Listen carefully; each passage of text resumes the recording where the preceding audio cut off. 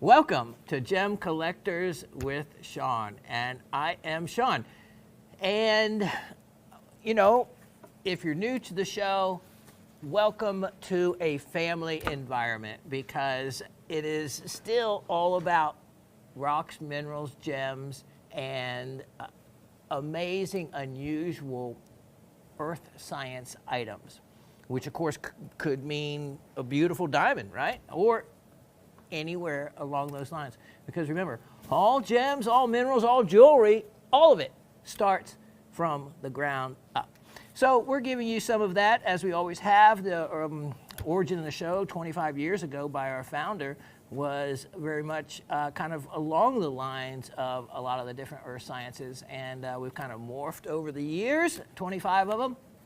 And this is a little pocket, a little remnant left over from those days, and that I'm so grateful to have that little niche here at Gem Shopping, and then to have the wonderful, wonderful team.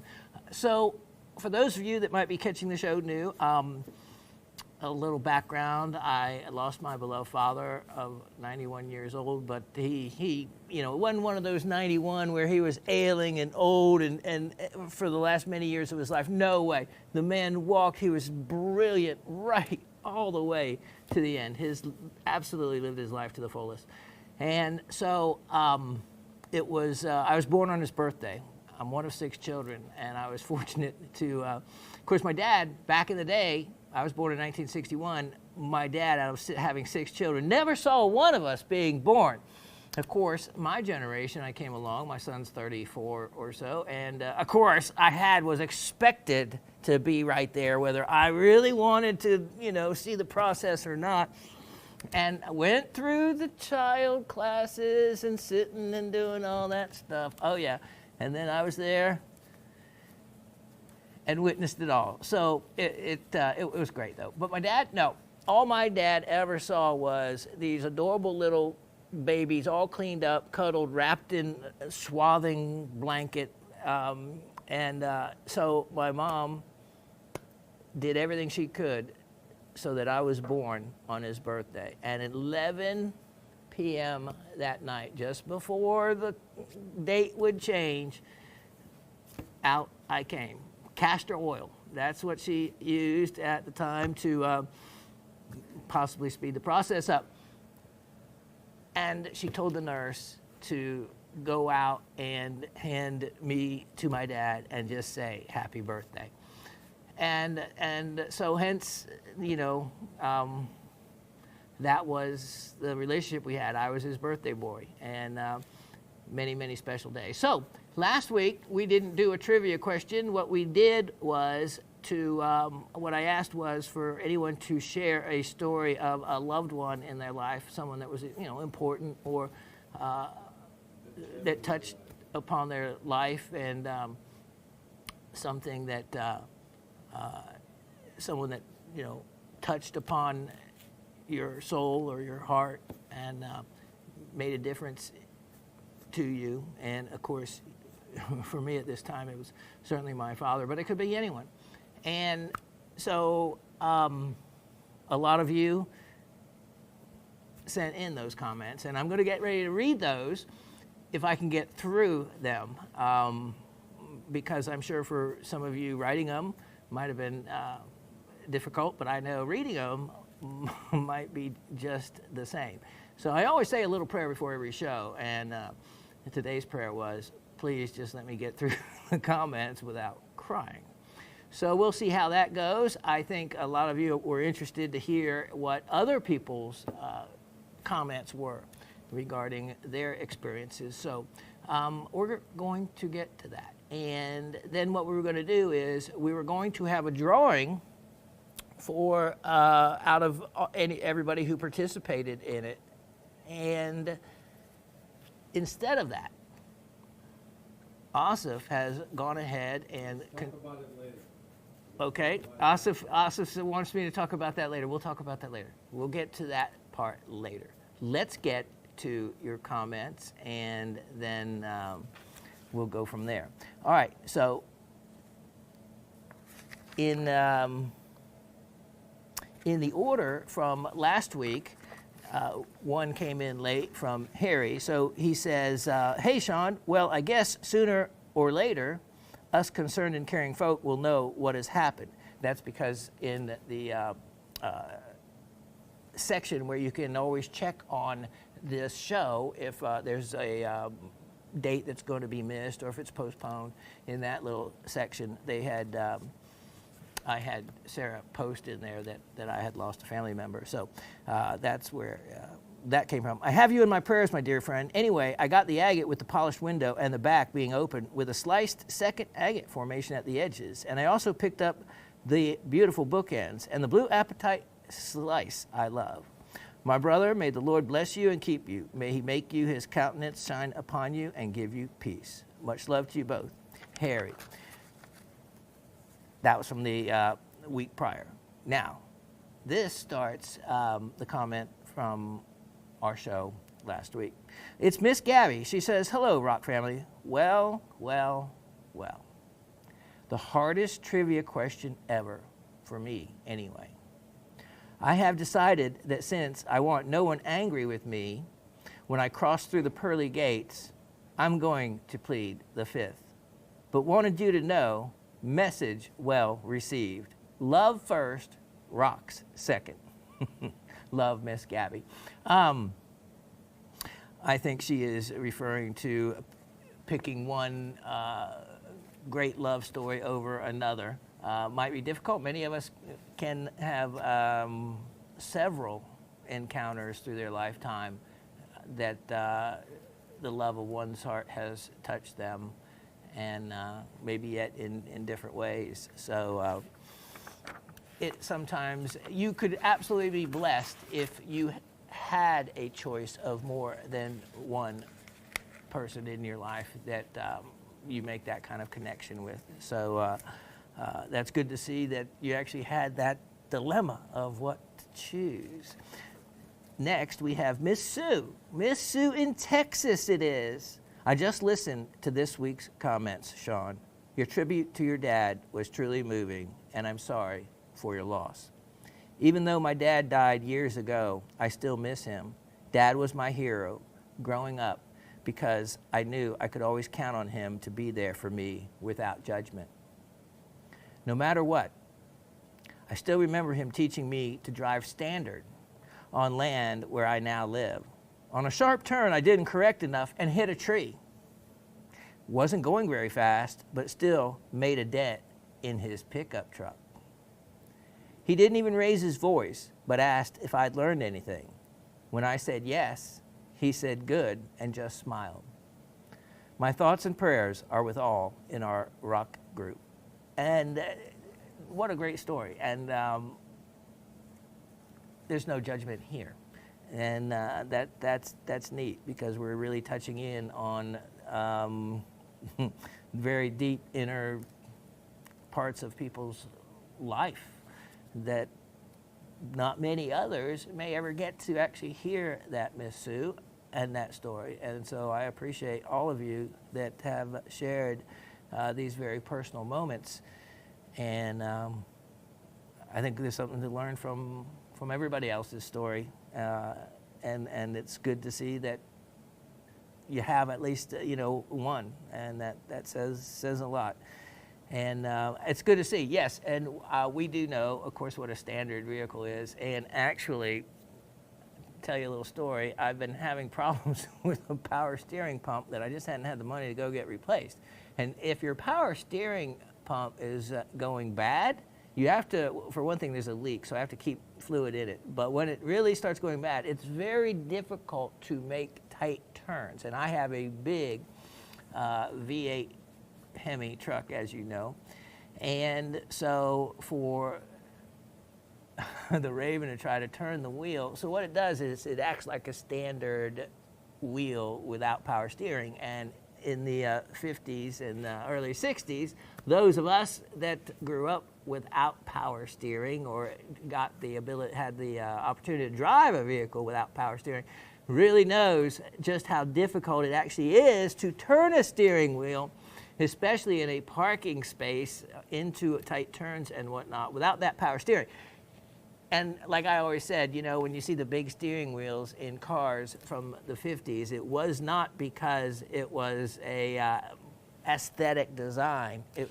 It was because it greatly improved the gear ratio for you dainty little ladies to be able to turn that wheel and make your wheels turn, because it was really almost a physical gear ratio kind of combination. So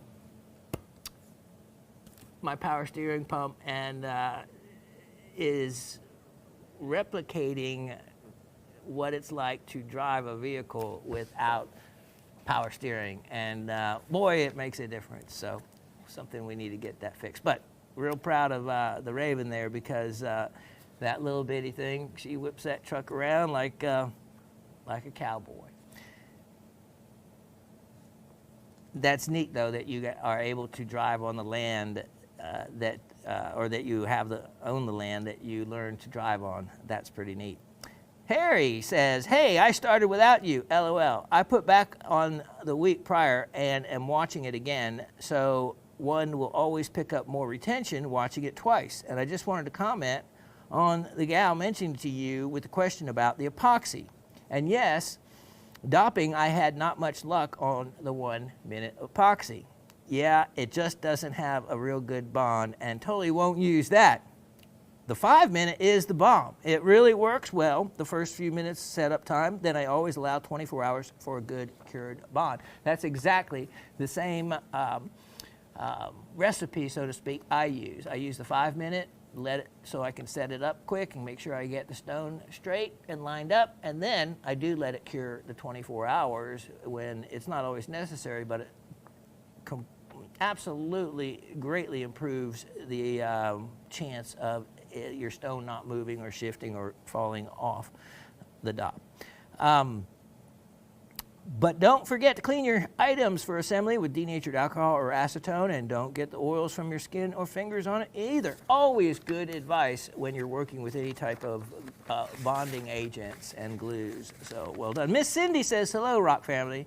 Thank you, Shawn, for sharing with us your memories, the smiles, and the grief. I felt it. Welcome back to the Raven. And speaking of the Raven, she is right here next to me, physically, absolutely here on site. Will be the whole show. So I'm happy for that. And so I hope all of you feel that energy as I do. I have to say, the gems in my life were my parents, each in their own way. I like that, Cindy, how you tied in the gems. My mother, who was a quiet, no-nonsense, go-to-work, take-care of business, and animal lover extraordinaire. Fill this out. You have a job when I was 16. You're not laying around here doing nothing all summer. Hence, my career began.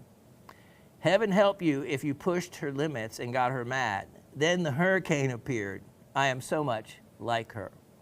My father, who was a wild beer and whiskey drinking, go to work no matter what, 3 jobs at one time to pay bills, took no garbage from anyone except my mother. His favorite saying was, whoever told you life was going to be easy? He would get so frustrated with me for being a wild child, and I would always tell him, who do I remind you of? They made me strong, and never in my life did they ever make me doubt that I could do anything I set my mind to. Thank you for allowing me this little trip down memory lane tonight. Grief. It will hit you at times you don't even expect it. My brother died 30 plus years ago, and sometimes something will trigger the tears all these years later. Looking forward to hearing the other Rock family members' gem stories. Well said. Everyone take care and see you next week. Cindy in South Central Pennsylvania. Favorite specimen this week? The Iris Quartz Dragon.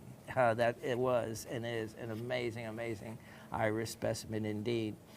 Can't go wrong with the parents being the influence in your life and those that made a difference. And my father, he went to work at a very young age for himself. So he actually worked out of the house for almost as long as I can remember. I think from the age of when I can remember at 6 or 7.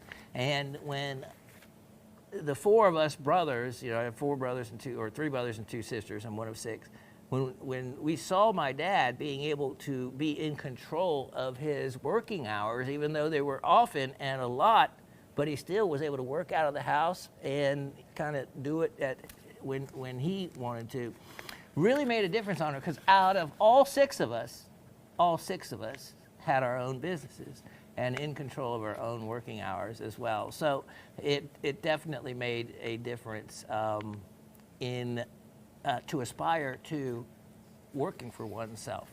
And I remember he made a little place in his office at the house, where he did, of course, the Russian translating, where he raised the 6 kids on translating scientific documents that were in Russian into English. It was declassified scientific material. So for the scientists here in America to keep up with what the Russians were doing, this was in the 60s and 70s, he translated it, and he got paid by each word. It was kind of bizarre by the number of words that he would literally sit there and have to type out and translate. And he became the world's leading scientific translator, and he had done it all his life. But when he got out of the military, and where he was trained in the Russian language, what do you do with that for a living? And he found what he could do with it, and that was work for publishing houses in translating it. So that's what he did. He's worked at home, raised 6 children doing that, and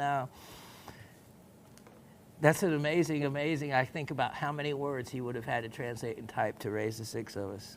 Quite an unusual career to go from black ops, special ops in the military, to taking that knowledge of Russian and being able to use it to make a living at. Pretty clever indeed. Next we have Harry. Harry says, "Wow, Shawn, been praying over your health this week. Just came in and put TV on and saw right away, and I see you are reading messages on your Facebook." I don't know if I have a Facebook. I know I don't have a Facebook. But I don't know how to do that. I'm sorry. I need your full name for Facebook, not media savvy at all. Well, don't worry about it, because I wouldn't be able to know how to tell you. I'm on YouTube, but I don't know how that works for Facebook. Shawn, I'm so sorry about your dad. As far as I'm concerned, any dad that encourages rock hounding, they are special dads indeed.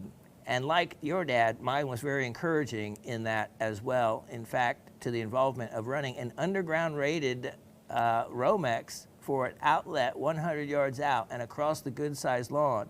We both dug the trench and cemented in a 4x4 post and mounted a weatherproof receptacle, and all so I could run 24/7 my rock tumbler, which was set up on a couple of cinder blocks and covered by an empty 5-gallon plastic bucket. Thanks, Dad. I miss you so much. So we both had very special dads. Carry his love with you as I do with my dad as well. He carried a rock pick in his car always. And I tell you what, that is one thing that you'll find. It's a 5-gallon bucket, and it's my support bucket for rock hunting. It has a rock pick. It has water, a gallon jug of water to rinse any specimens off. It has a brush. It has paper towels. It has a crack hammer. Necessary things that always allow me to be able to look in that roadside cut at any given time. And tumblers, indeed. My dad didn't want my tumbler running in the office that he let me share with him.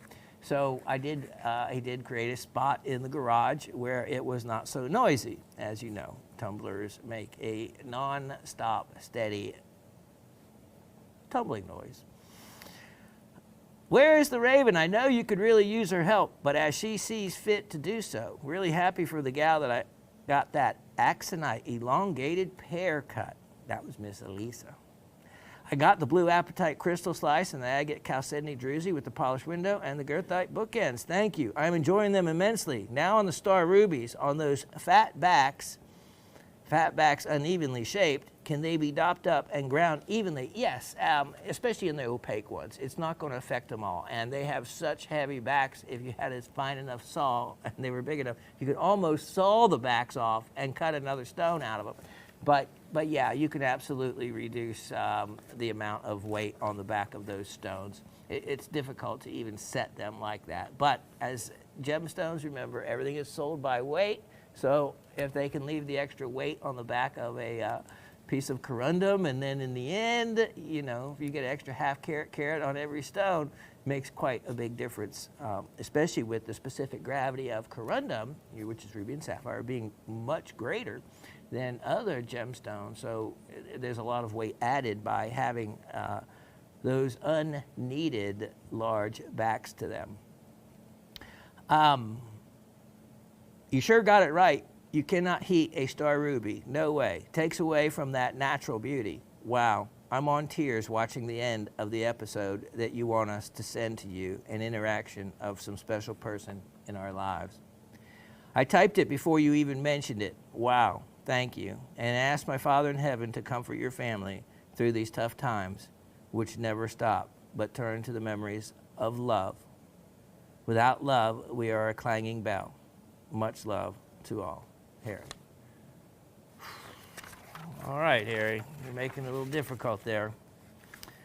I see the picture that you sent as I showed off a picture of my dad. Harry had sent a picture of his dad in his merchant marine sailor suit. And yeah, he kind of looked like the same era from my dad, so pretty cool picture. Thanks. Harry goes on to say, Shawn, I hope this email finds you at peace and with joy looking toward the future. I have several large stones, which I would submit them to GSN lab guys to verify them and then try to sell them on auction, if possible. Actually, even though we have GIA certified gemologists, they are so busy, they don't do any other outside grading. They only grade and work on the items that are sold from the vendors within. But you never know the answer until you ask it. So there you go. If you really needed something, of course, there's always GIA lab, but that versus usually is reserved for more expensive items. Mr. Anthony says, hello all. Some show, Shawn, and I'm not talking rock and gems. I just want to thank you and your whole crew for making a rock and gem show into a family of like-minded people who just became a little bit closer. I truly wish it could be one or both of my parents or another family member, but sadly no. That's another story for another time. The special person in my life was a friend, my friend Michael. From the age of about 13 until 1.5 years ago, he left us suddenly. This was occasionally a rocky relationship, but he was always there if needed him, and vice versa. We would argue, fight, and not talk for weeks sometimes. But there was a connection we had, though, especially during the times we would be on the outs. If something negative was happening with me, I would get a call, and same thing from me if he was jammed up.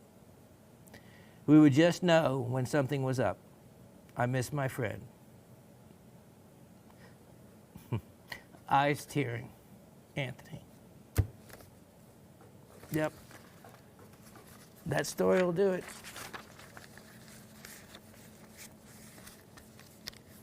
Miss Elisa. Sorry about that, Anthony. I just can't.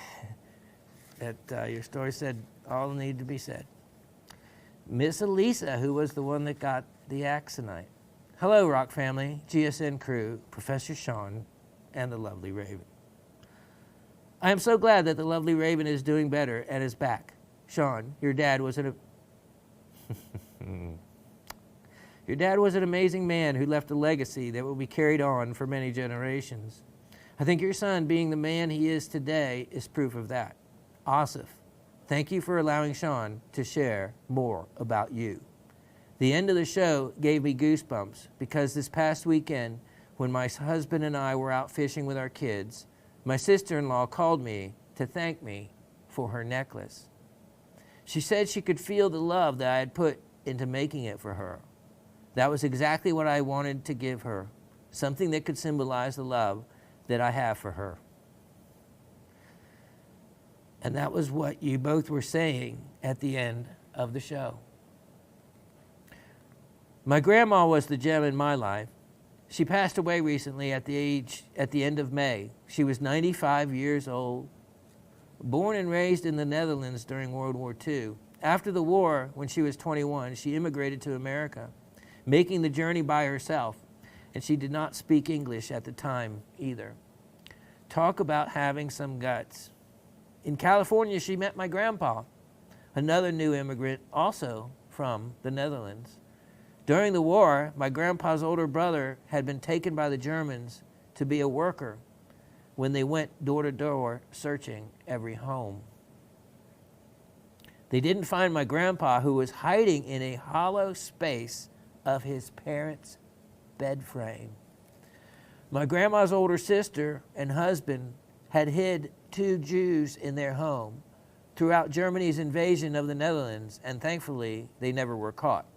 They were honored with a Righteous Among the Nations ceremony in the 70s. Wow, how cool. When I was 18 and engaged to my high school sweetheart, who had just joined the Marine Corps and was stationed on the East Coast, we are from a small town on the Canadian border in northwest Washington State, I said to my grandma, I don't think I can marry a Marine and move away from home, from my family. She laughed and said, at least you can speak the language. But she also told me that home is a location that can change for anyone at any time. If we were meant to only live in one place, we wouldn't have been born with legs. I might be scared now, but I should be more scared of not doing what I felt was right for my life. Best advice ever. She was an amazing woman, kind and gentle. I miss her dearly. And even though it hurts to lose her, I am so lucky to have had her in my life. Stay safe, everyone. I'm looking forward to hearing what everyone has to share. Easy for you to say. Elisa, that's a great story. A great story indeed. Of survival, of love. It has it all. Mr. Anthony says, what I have shared about my friend Michael, I have never shared before. I found it surprisingly difficult. By you asking us to do this, for me, I found it to be kind of a release. Last thing I expected from this hobby was to have a kind of spiritual awakening. I find myself thanking quite often, Shawn. Well, here I go again. Tears. Anthony. Penny and Mahalis up in Quebec. Hello, Shawn, Raven, GSN crew, and all the Rockhounds. Shawn, you have my deepest sympathies for your dad's passing. It was wonderful to see the photos of your dad and son. Your monologue at the end of the podcast was beautiful and touching. I commend you for pushing forward and recording the show, because I know that it is extremely difficult. Since my husband passed away unexpectedly when I was pregnant, and my dad passed away unexpectedly 6 months later when Mahalis was 2 months old, I truly understand and empathize with your 2 losses in such a short period. Wow, Miss Penny, that had to have been really difficult. Beyond a shadow of a doubt, I am the person I am today because of my dad. I am the child of immigrant parents, and as such, I rarely saw my dad until I was about 8 to 9 years old, because he was working 3 jobs to support his family and make ends meet, to pay for our house, the car, the groceries, and all the other bills. Since my mother was a stay-at-home mother, my dad would come home and sleep 1 or 2 hours, usually during the morning, and sometimes he would just work straight through for 3 days. Then my dad opened his own company. Economically, things started improving for us, and he started spending more time with us, taking us on drives and to whatever other activities he would learn about. My dad taught me to work hard, but balance that with family obligations. He showed me that whatever was going on in your head and your heart, you always put a smile on your face when you left your house. You were always pleasant and polite to people. And if you weren't, you ate crow, apologized, and tried to make amends. My dad showed me, always with his own actions, that you helped people out when they needed it, in whatever way you could, even if it was inconvenient to you. Many times it seemed as if people were stepping all over him because of his kindness. But he persevered anyway, and as I often say, I am my father's daughter. There is no doubt about that. Just like my dad, I even leave the keys on the door when I unlock it. He always pushed me to take chances, to try something new, not to be afraid, and make the most out of life. He would say, you always have to have dreams and make plans, irrespective of what happens in life. I took an extra month off unpaid this summer to care for my mother, as she is going through dementia, and my brother will be away then.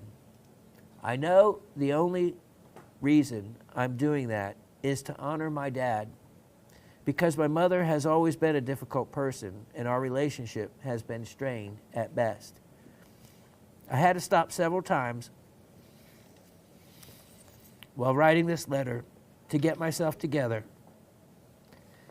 and manage the tears to be able to continue. I'm glad I'm writing on a computer and not paper, because it would have turned into a lake by now. I think this is the first step in the grieving process that I promised myself I would finally do this summer, as I haven't properly grieved in almost 12 years. I wish everybody a wonderful week and hope to see you next week. I'm signing off now to wipe away more tears. Penny. I think I'm right there behind you, Miss Penny. And what a great sharing. And there's something I think all of us are learning from this little exercise of Asif's. And there's healing in it. And to know Asif is to know healing, because to talk to him on a one-to-one basis, you're talking to a holy man. How does all their feelings come right through, man? He's sharing tears right now, and he said, all these your feelings, they're coming right through. And I think we're all going to be going through Kleenex before this is over. And so Asif, Can we take a couple of minutes, please? yeah, we need to pause. We'll be right back. Okay, I tell you what, we need to take that pause because there wasn't a dry eye in the room. And and it was great because we just had a neat little conversation amongst us, and we feel so good about the place in life where we are now, even having lost my father, because you know what? My father was all about celebration of life. My mom, when she passed 30 years ago, I'm just going to be honest, I just told Austin, she stocked the bar so that everyone could celebrate her life before she passed. She had cancer. She knew she was going to pass. And that's what it is about. And for all of you to be able to share your most personal and intimate moments with us, that could not bring a greater sense of joy that you could make this show part of your life. Make this show the place where you shared some of your most intimate moments. There could be nothing more complimentary and, you know, Asif was behind the controls over there. I couldn't see him because it's dark beyond the lights. But he said he even had someone from accounting come to where he had to sign a check. And he goes, she's going to be wondering why I'm just sitting back here just crying my eyes out. And, you know, because it's like people don't know about this show and about how special this show is because of all of you. We're just instruments, but it takes your heart, your soul, and your willingness to become part of the family by expressing what you have expressed here. And yeah, I come back on to you with a smile on my face because of all of you. You have put it there. You have made me realize that there are all of us and for that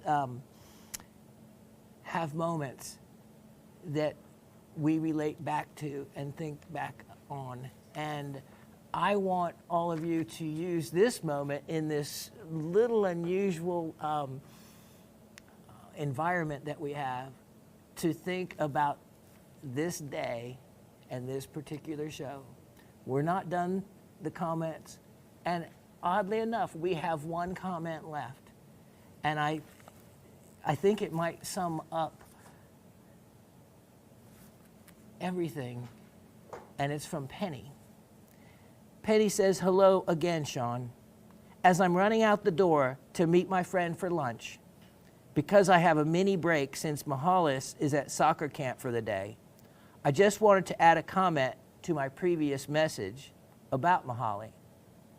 He'll comment, that's nice.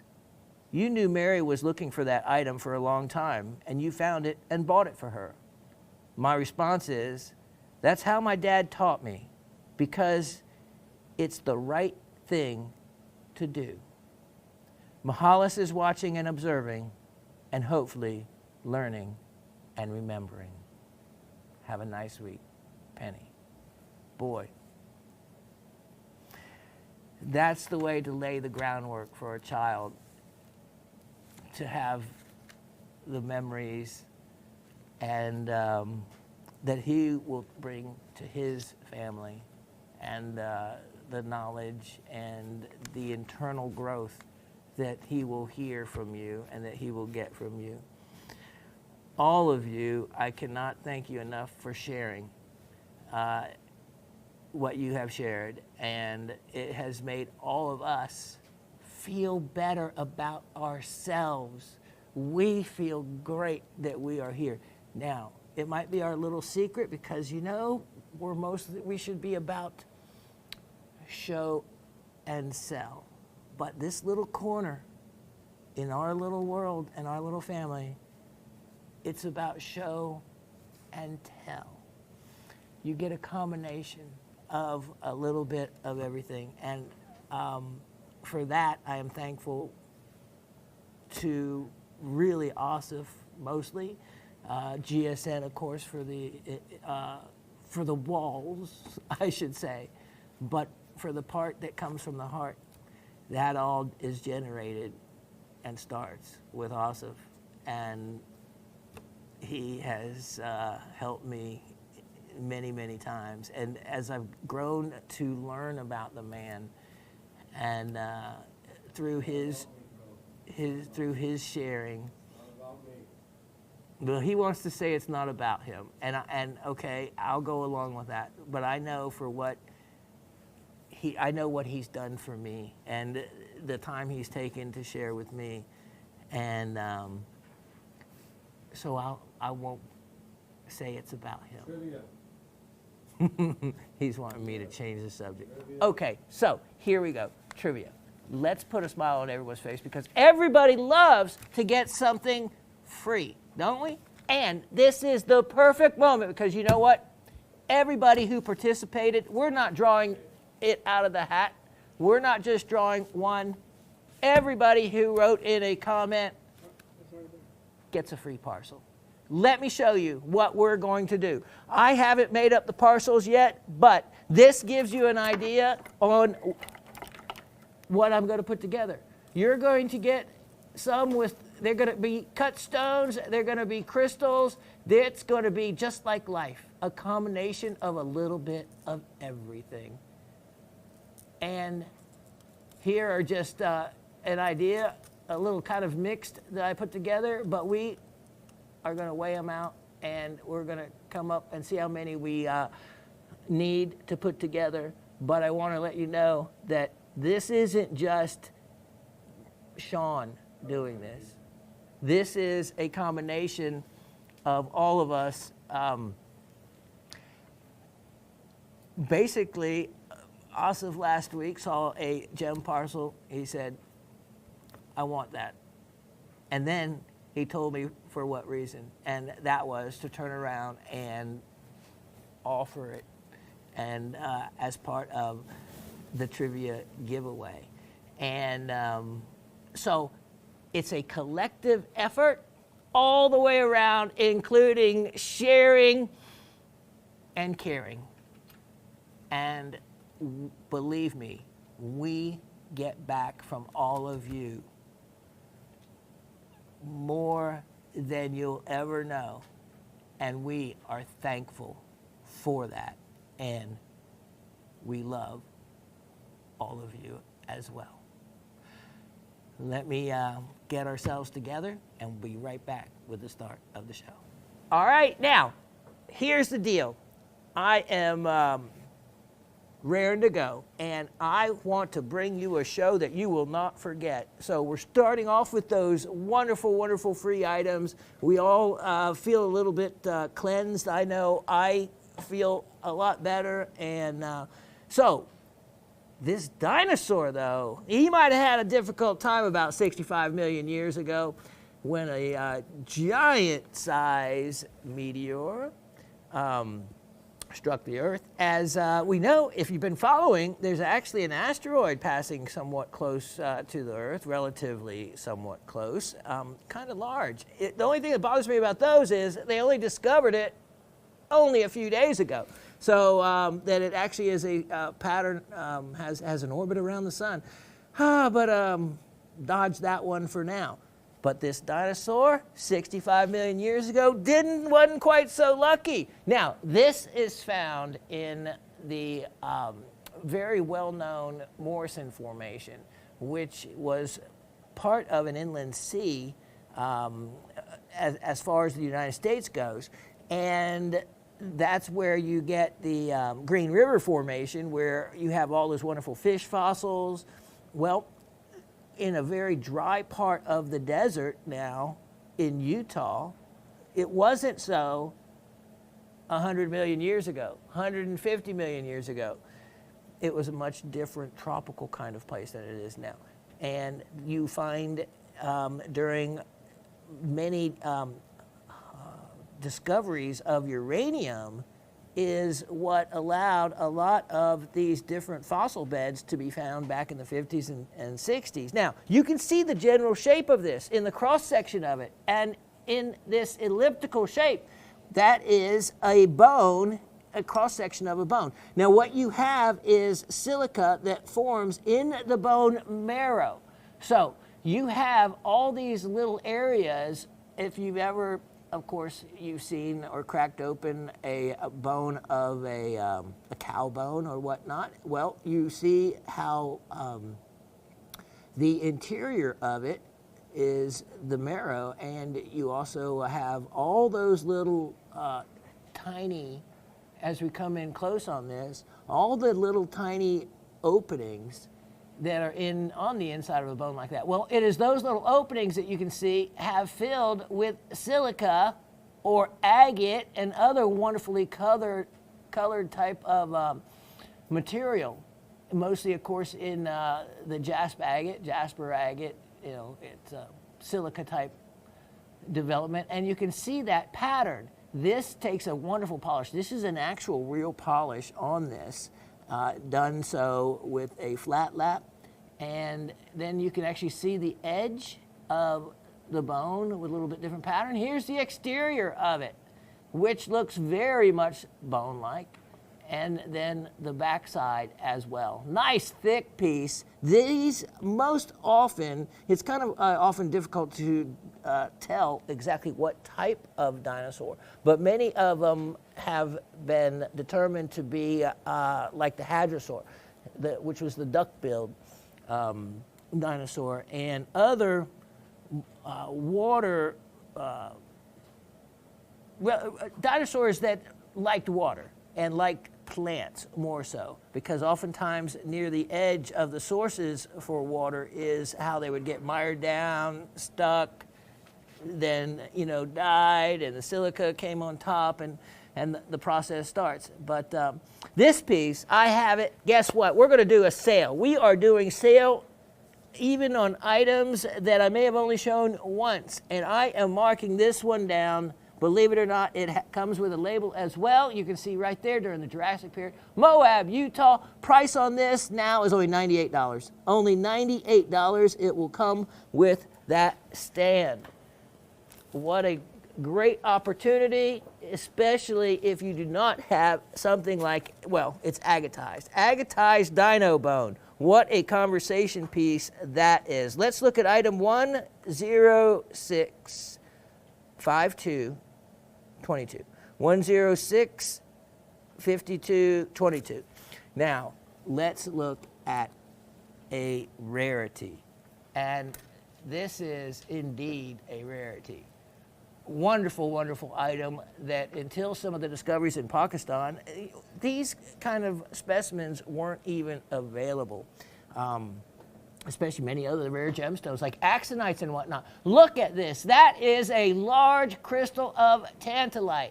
And you have albite feldspar, which are going to be the, well, let's go in closer and let's look. Let's look and see what all we have. All right, so you have, look at these wonderful thin bladed crystals. And you have those all over the piece, and then the wonderful, oh wow, look at the iris. Look at the iris in this piece of quartz. Look at the incredible iris. Then look at the tantalite crystal. This is an amazing crystal. Tantalite is an ore that they actually mine for the rare earths in it, which is tantalum and niobium are found with it. You can see other additional crystallization. You have your wonderful, wonderful crystals of albite feldspar scattered throughout. And then you have, look at all the crystallization of the sugar quartz here. Then you have additional crystals. This one's kind of curious. It looks a little bit like it has a reddish color tone to it. It does. That one might be interesting. Might be another tantalite. But there is a real jewel, real rarity. And lots of crystallization going on here. Just a wonderful, wonderful, rare piece to have with, look at that, really interesting crystal formations in the feldspar. Price on this, believe it or not, I'm going to sale price it. I am going to sale price it. Tantalite, magnesium and iron, tantalum and niobium make it up. It can also, columbite is another very close relative to it, depending on the makeup of the other minerals in it. I have the exact location where this is mined on the tag as well. And price on this, let's go ahead. Let me put a last opportunity sale price on it of only $118. $118, big markdown, big sale opportunity. Now, let me show you item 930419. 930419. All right, now Miss Ursula, we didn't hear from you this week, but hopefully you'll be tuning in and can check out this, because I know you like German specimens. This is from the Dreisler mine, and it is an amazing specimen of barite. And then let me show you, if you ever wondered what a classic, perfectly formed piece of tetragonal chalcopyrite looks like, let's go in and show you. Because remember, I told you the other week, look for triangles. Look for squares or cubes for it to be pyrite. Look for triangles for it to be chalcopyrite, because a lot of people have difficulty distinguishing the two. And those are the two things you mainly look for. If they're cubes, it's pyrite. When you see triangles, you're looking at chalcopyrite. Look at all of these. These are look at that. Look at how well formed the crystals are in the chalcopyrite. You have natural oxidation giving any colors that you see completely natural colors to the chalcopyrite. Look at that. Look at the iridescence. And then very well formed barite crystals as well. This is an old specimen, and it has oh yeah, I see that. Hold on, right there. That is interesting. Dave spotting something, and I zeroed in on what he was looking at. That is unique. That is wow. That would take some looking up and studying on, but boy, that is something interesting. Now remember, copper comes into play. There is copper when you have chalcopyrite. That is pyrite with copper. So the opportunity for green minerals exists. And I am going to look at that closer later for a great job spotting that, to see just how crystalline that formation is around it. And if it's bleeding out the copper, creating a mix with the elements in barite to probably form a mineral that has been named and able to be figured out. And that's how you do it. All right, so this is just full of, look at that. Look at those chalcopyrites. This is a stunning specimen all the way around. Cabinet size and cabinet quality. Price on this one, I have it sale priced as well. Big time sale priced. $118. Huge markdown from where we were before on it. But this is a celebration sale. A celebration of my life with my father and a celebration of all of your lives with the loved ones that you've discussed with me and others in your life, and whoever had brought you into your passion for rocks and minerals. Those people have to get a nod, because if it weren't for them, you wouldn't be where you are and as part of our family, which I really appreciate now. Let's look at 1080022. Wait, 1060022. And of course, with age comes magnification. 1060022. Check this out. I am showing you some goodies. Look at this. Look at this. Now, we were just talking about tantalite, which is rare earth elements of tantalum and niobium. Well, this is stibnite, which, not to be confused with stilbite, which a lot of people can easily do, but stibnite. It is antimony ore, an antimony. Well, what is antimony? Well, we could ask our resident expert in the Raven, because she has one stock, one share in an antimony mine. Oh, yes. She is a big player in the antimony commodities market. I think she's only lost about 80% on that one share since she got it. But, you know, you never know when that can go up. Antimony is a big why it's important now. Well, it is, if I said lithium, you would instantly say battery. Well, in the big world of bigger, more technical batteries, antimony is a player and in the battery market. And so antimony, believe me, is a lot more difficult to find. We have a city not far from where we are now, everything being relative, but more towards Alabama, called Lithius Springs. Lithius Springs. Now, the spring doesn't flow anymore, but it did. It did for a long time, and a lot of people came to Lithius Springs back in the 1800s so that they could bathe in the mineral waters because of the lithium in Lithius Springs. So, you know, you never know. And Lithius Springs, it's not like it's in the mountains or anything. It isn't. It is just in some rolling countryside.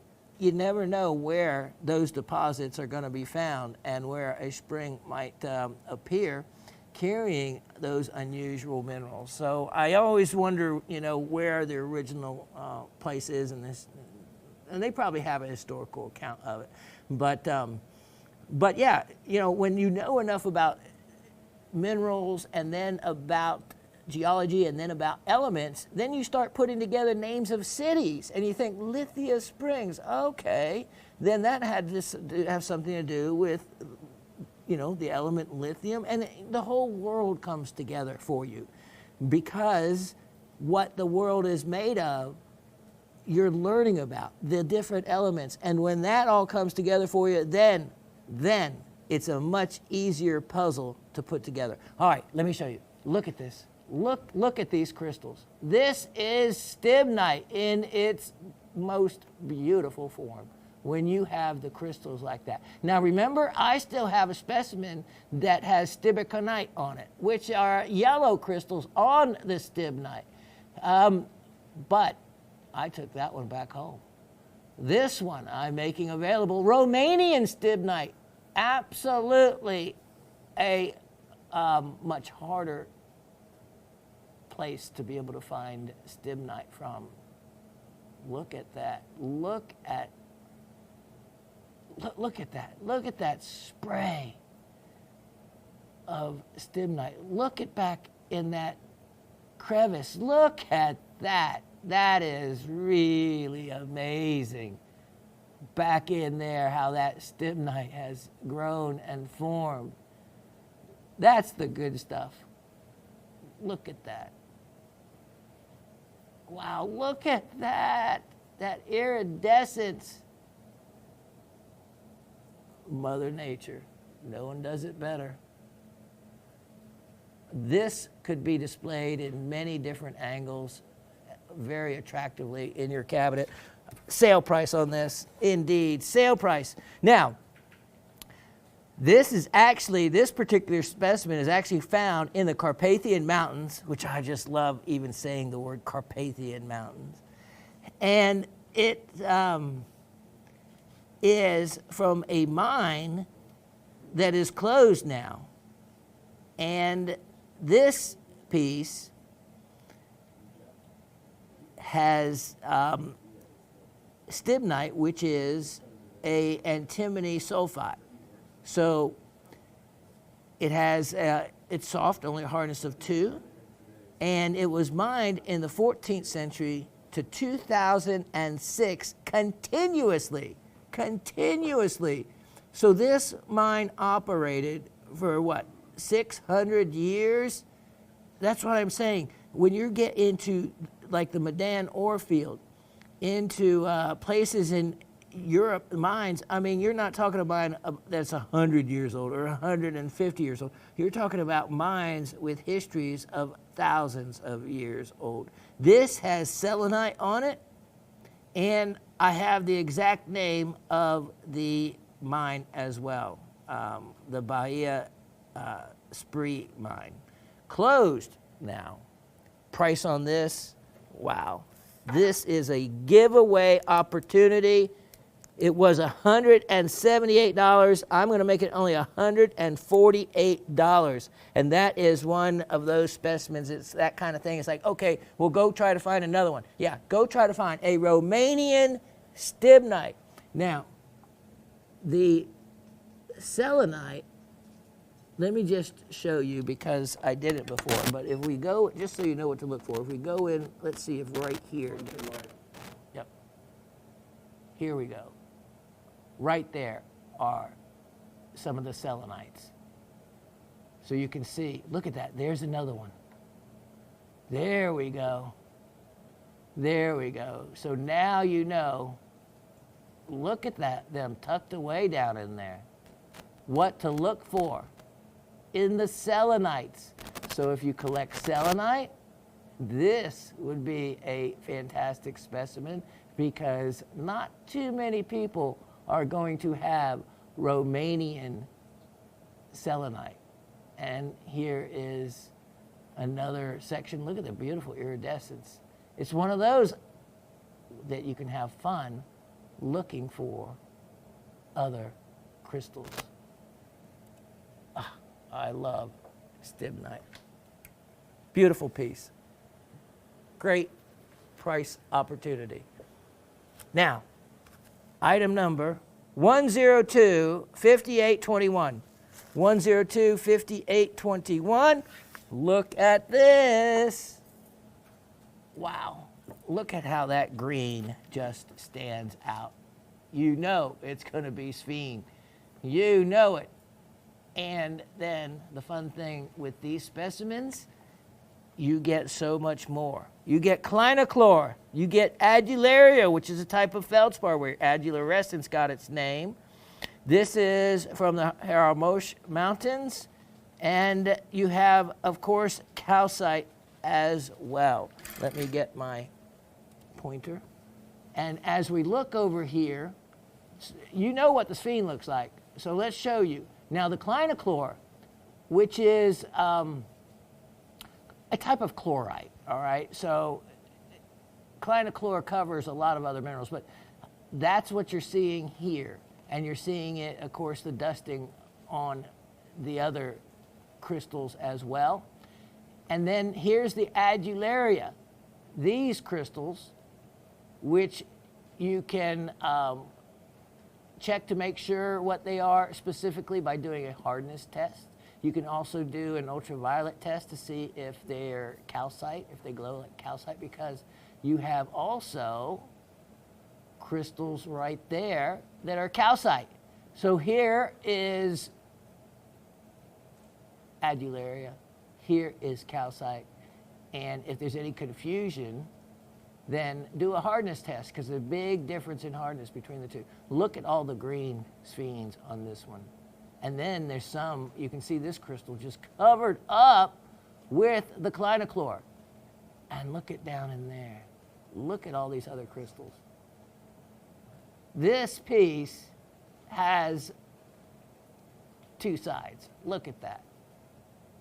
Look at that. Just a magnificent specimen. If you don't have one, you have to have a sphene. Price on this, you won't believe it. How can this not be grabbed up for $38? $38, that's all. What a deal. It really, really is. Okay, I am going to grab some things from behind me. I'll be right back. Okay, so the alligator. If we say that, we know what specimen we're talking about. That's right. That's what Dave has coined this one, the alligator. It does. It does. There's the eye. There's the teeth, interlocking teeth. And I don't know about the pink eye, though. You might need to go to the doctor for that. But anyway, yeah, look at the nose even. All right, check this out. Have you ever seen pink apatite with crystals this big? This is another one of those deals I told you of those 4 different minerals I got from the incredible mountains of Pakistan that, you know, well, including the sphenes, everybody needs to have a specimen of from these deals that I got. Now, look at this. Incredible Muscovite Mica. if you want to know if any hidden apatites are, they're real easy to find using a black light, because this material glows and lights up like no tomorrow. It is so fluorescent. It's beautifully fluorescent. Look at that. That is so beautiful. And look at, okay, there's more apatites right there.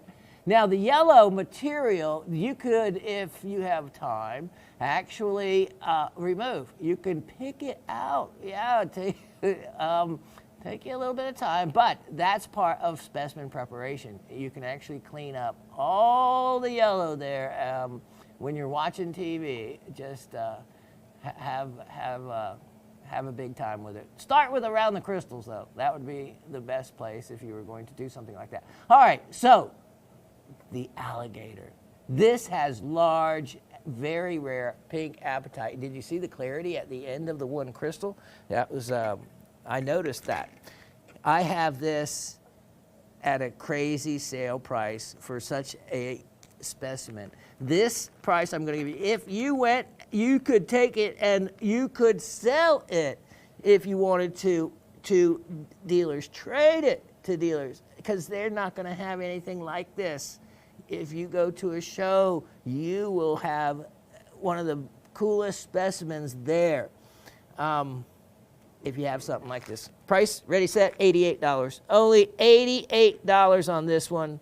And it is large for the specimens from that area. And that's the other thing, is if you get something just one little notch in quality, however way you want to determine that, better or so, I mean, the price just goes up exorbitantly. You know, easily can top $1,000, $2,000, and on up. So to be able to get something this large and kind of this showy for only $88 in that realm, you know that's an excellent value. Okay, now I have another sale priced item, 106.4522. 106.4522. Look at this. Look at this. Now, it is aesthetically very, very attractive with those calcite crystals, dogtooth calcite, the scalenahedrons. This also has selenite and hematite.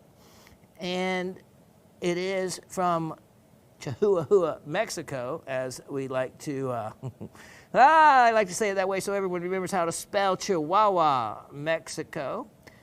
Calcite and selenite. This is from the San Antonio mine in the Santa Eulalia district. Very mineralized district in the mineral world. Collectors know it well for its many beautiful, beautiful specimens. All right, so as we look at this, you can see these wonderful scalenahedral calcites. And then you also look it down in here. What do we have? Now, let me see if, do I have the right 106.4522? I just want to know, 3 by 3. I am thinking that I do not have, that this is the wrong, it is. This is the wrong item number for that.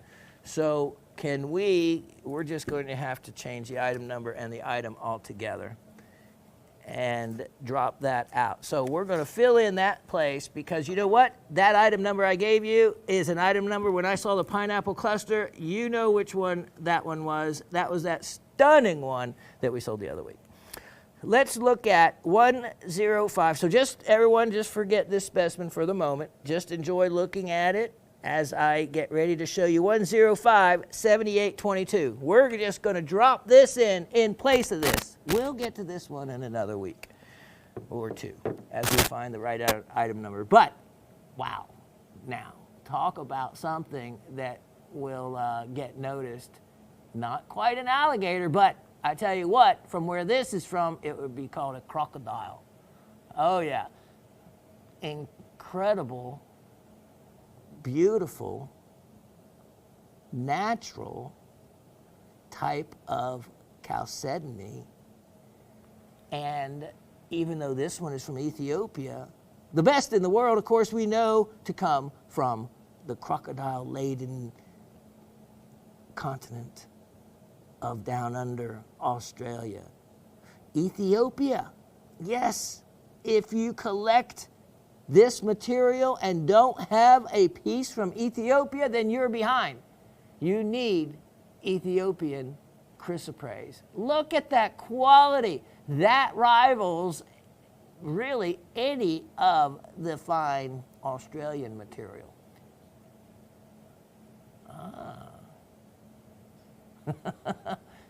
And we're seeing different critters in it. You can see around this piece just how much of the good stuff is in there. It makes me wonder, this thick, I would love to just put this, lock it up in my diamond saw, and take a diamond blade right down through the middle and see what we wind up with on both sides.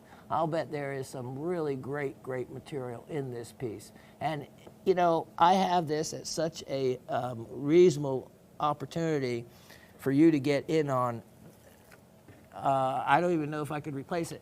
I was going to show you the Australian chrysoprase piece I have, but if I did that, you may not want it. But you know what? I'm all about education, so I'm going to do it anyway. This piece I'm getting ready to show you is for demonstration purposes only and is not for sale. But I am going to show you. Let's look at the difference. Yeah. Oh, that is gorgeous. It does look like that. Look at the difference. Ethiopian, and this is, of course, one of the this is probably the finest and as good as it gets in the Australian chrysoprase. Look at this piece. So you can see that Australia, and why I said, just like as far as the opals and black opals, has the best in that realm. Well, I think they have the best in the chrysoprase as well. You know what? I'm just noticing. Look at the shape, how the chrysoprase goes up and out. That is the exact shape of the chrysoprase above it. Look at that. And that does look like, that looks like a platypus on the bottom.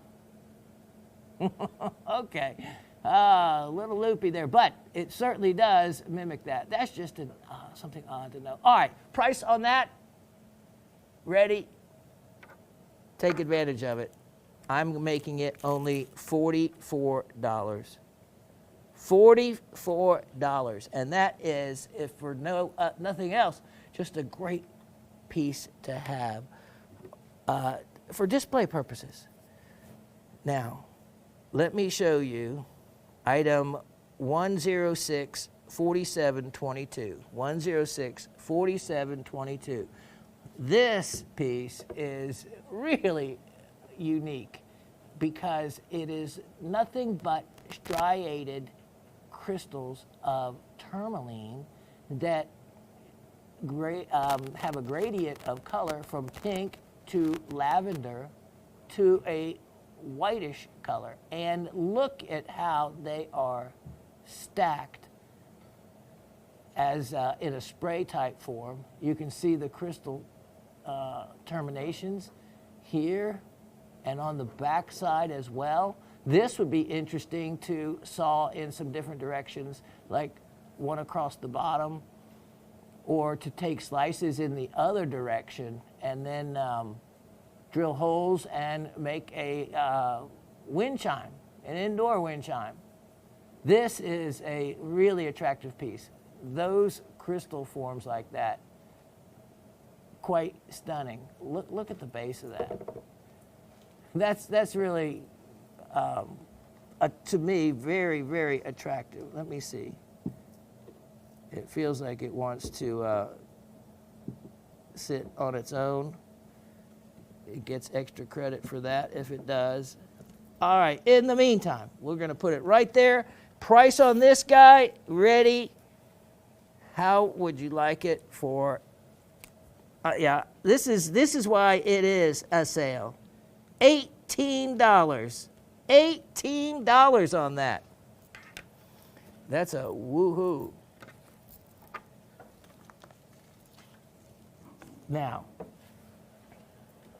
next I have this maroon chalcedony.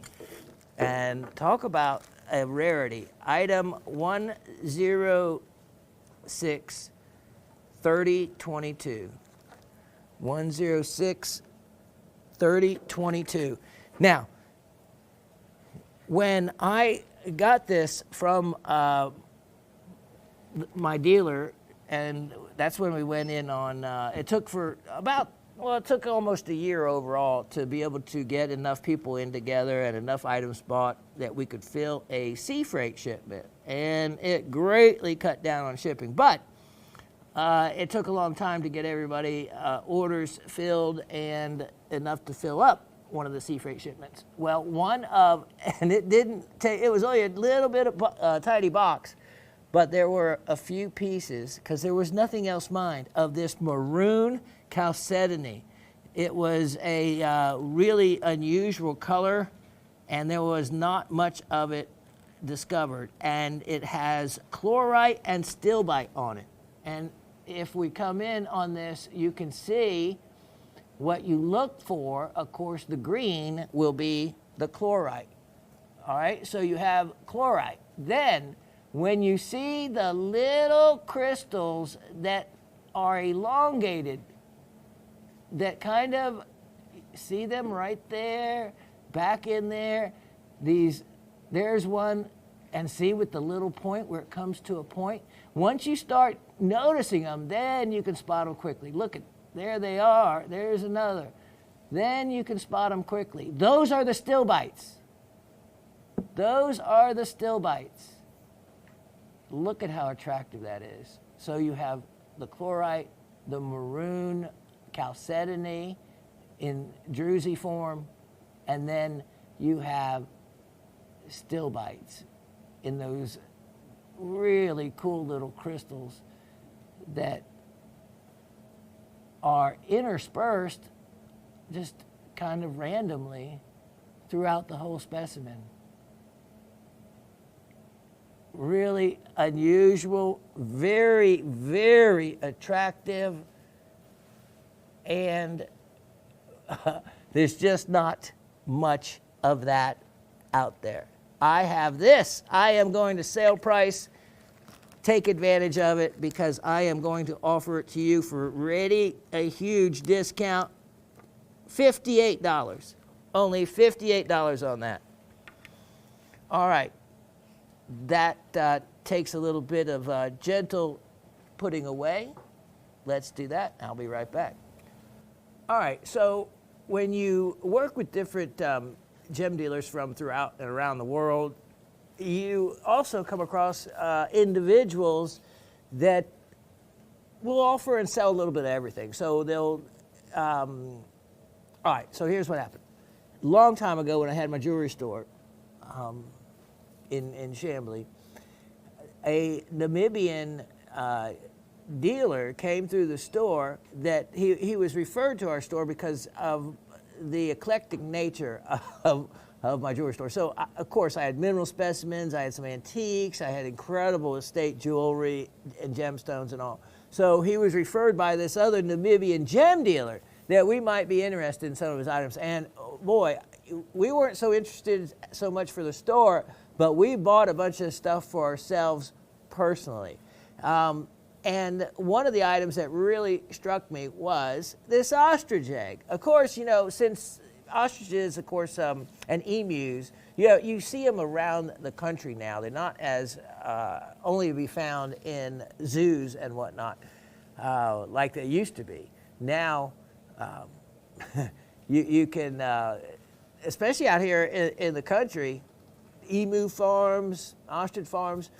It doesn't make them any less expensive, though, because some of the eggs and the little critters are not inexpensive. But I couldn't help but to like this particular egg because it was actually done by the local tribesmen in the area, and this is what they actually use to carry water. So it is an ostrich egg, and this actually still has the plug that they make, and This will hold you can see, a good deal of water. It is so steady. I mean, steady, let's see. I was thinking rock steady. The shell is so thick that it could be dropped. I could see this and it not break. And it is made with all handmade. And you can see how this is done. Even the cordage that holds this, pretty clever the way it has been woven to hold it. Now, I'm offering it for display purposes, with a really nice sphere stand will come with it. You can see you have the native inscriptions on it and at the top. And I just think that it's a really unique item to have in your home as a, what is this kind of item, you know? Guess what it is. You know, the grandkids can play with it. They can't hurt it, you know, they can play with it in the tub even and fill it up with water. It's really quite sturdy. Anyway, I have a sale on this piece. It's the only one I have. I had a few of these years ago, but sold those, and now I've enjoyed this. Time to let someone else enjoy it at a huge discount to only $44. $44 on that. And again, it'll come with the stand. Item number 940.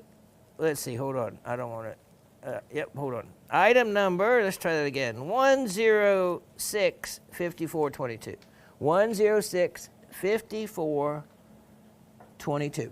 Now, what I'm getting ready to show you is also sale priced, and it is something that I had saved for myself to work on in my retirement. Well, since I probably won't ever retire because I like what I do and will do what I like for as long as I can. This I saved from a lot of this different Bahia emerald rough. Now you've seen that crystal that I wear around my neck from Bahia as well. This is a piece I had kept aside because there were years ago, I mean like 6 or 7 years ago, if you remember, I had a lot of different emerald carvings. They were done in lizards and frogs and whatnot, and they were carved out of this material from Bahia. And after seeing the different carvings that they could do from pieces like this one I set aside so that maybe I could have try my hand at it one day and see what I could come up with. Well, who knows when that day will come, and I'll pass the torch on to someone else that might have some more time. Look at that. This is how you can see just how translucent or how opaque an item is. And it's how far light will pass into the item. So you can see that this has a good bit of translucency to it. Now you have a mica schist on part of the back, but look at that color coming through. And in the area where it doesn't, it's where the mica part is. But wow, what beautiful color. It really gives you an idea of just how much light will be transmitted through in the finished item. Thank you, sir. And all right, so here is the darker part where the mica schist material is, where the light wouldn't let pass through. But it would be very easy, because this is very soft, ground that off and open the light up to the rest of it. You can see the crystals here. This piece would brighten up even a lot more. So there's a animal, there's a carving inside this. I just haven't seen it come out or speak to me yet, but it's in there. It's in there because I can feel it. I can feel it. and it's wanting to be brought out by a master lapidary or a beginner lapidary. Either one, you can't go wrong, because guess what? You're not talking about a piece of material that has cost you hundreds of dollars like most of them would. You're talking about a piece of material that right now I am offering super sale priced at $48. Only $48 for that jewel. And that gives you a lot of leeway for a lot of experimentation and fun without risking or endangering a loss of money through any kind of error. Let me show you, if you're into a bigger project, 101-8121. 101-8121. Let's still go to Bahia, Brazil. All right, now here is what we just looked at, and behind it is a bigger version. Look at those crystals. All right, what a specimen that is. You can see the quality, beautiful green material, and I love how aesthetically pleasing it is with the way the crystal cluster has formed and is viewed. Look at the size of those. Here's the back. Okay, now I took my saw to this, and you can see I lightly sprayed it to give you an idea of the color. And you could take many, many, many, many slices off of this to, as you've seen me show you before, and then again, you could create a indoor wind chime. And this will slice quite thin without worry of it coming apart or anything like that. A wonderful, wonderful piece. The weight of it, 1,575 grams.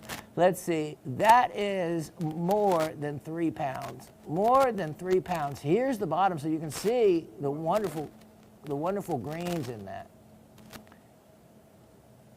Now, I am discounting that to an opportunity that I even ran it by Raven, and she said, all right. Okay, so the biotite mica is some of the black mica that you see, which is a potassium-rich mica. It was named in 1847 in honor of the French physicist and miner, Jean Biot, or Biot, however you want to pronounce that, 1774 to 1862. So he got a mineral named after himself. Price on this, I have discounted this along the way. If you've been waiting and holding out for a stunning opportunity price, here it is, $288. $288.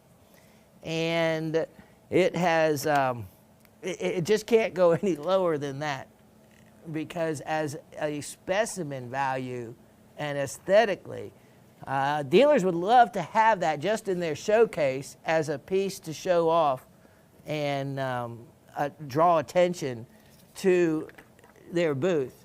And because even at the shows, when you see this material, you don't see anything that big or fancy. You just don't. And let's look at something made in the USA. Item 933219. 933219. A made in the USA. Look at this. Now, this has a lot going for it, besides just being made in the USA. You have wonderful pagoda crystals. Pagoda being not the type of material, but pagoda being the form that the calcite has formed in. And so this is calcite, and pagoda is kind of like when the crystals grow in a stacked type of formation that looks like a pagoda, a Japanese design for housing. Now, when we come in closer on this piece, you're going to see Check the connection on that mic there. you're going to see some incredible calcite and druzy quartz with marcasites. And the marcasites are those little dots that you see. And the druzy quartz, of course, are the sparkles, the sparkly quartz material. There is the pagoda calcites. Look at that with the dogtooth formation. Yeah, it does look like the Rocky Mountains. Scalenahedron formation. Look at that. Just a really nice add-on to the piece as a whole. And then the back, just some quartzite. Wonderful overall piece. And guess what? Super sale price. I mean, super duper. $24. $24. All right, let me put that away. We'll be right back. All right. This is something I can assure you, you have never been offered one before, or at least not by me, or seen anything like it. For one thing, you know I already like it because it stands up on its own. This is a quartz from a place you probably have not heard of. And it is just a really unique piece of quartz. And let me take a look here.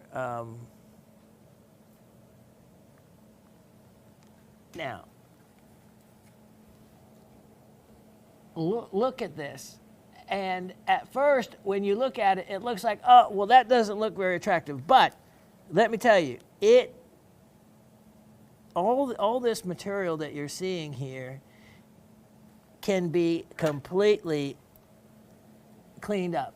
As we go in close, let me just go and show you, because I was having some fun, and then I was having too much fun, because the more I got to messing with it, the more I could remove it. And this material can come off in huge areas. So, flakes of it. Now, here's the thing. I didn't put it in the description, but I should have. But what I did is I left a original label on it.